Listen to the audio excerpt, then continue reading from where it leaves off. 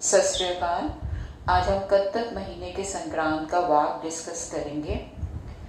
कत्तक करम कमावणे, दोष न काहू जोग, पर में सरते भूलियां, व्यापन सब्बे रोग। तो बाबा जी इसमें हमें बता रहे हैं कि कत्तक में कर्म कमाने हैं और दूसरे के ऊपर कभी दोष नहीं लगाना। इन दो चीज़ों का हमेशा हमेशा ध्यान रखना है। बट कत्तक के महीने में और ज़्यादा एम्फोसिस से बाबा जी ये बात हमें बता रहे हैं कि कत्तक में कर्म कमाने हैं, सिर्फ अपने कर्मों पर ध्यान देना है। अगर लगे भी सही कि किसी ने कुछ गलत किया है तो भी उस पर दोष नहीं देना, इस बात का बहुत ज़्यादा ध्यान रखना है।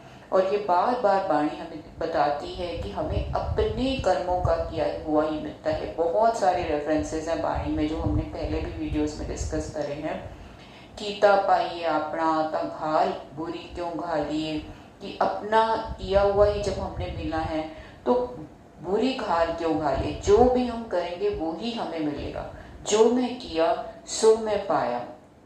बहुत ज़्यादा बहुत बार बार वाणी हमें यही बताती है कि हमें अपने कर्मों के ऊपर ध्यान देना है। और कर्मों से भी बड़ा कर्म क्या है?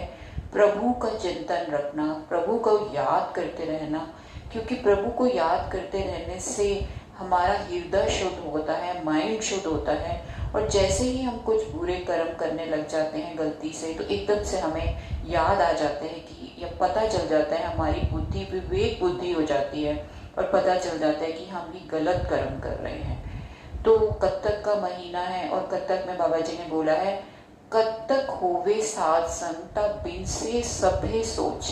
आजकल हमने देखा है कि जितनी भी एंजाइटी डिप्रेशन की वजह है कि जो माइंड है वो हर समय सोचता रहता है, कुछ भी सोचता रहता है, चाहे उसका कोई मतलब है या नहीं है, क्योंकि उसको हमने सही जगह पे नहीं लगाया हुआ।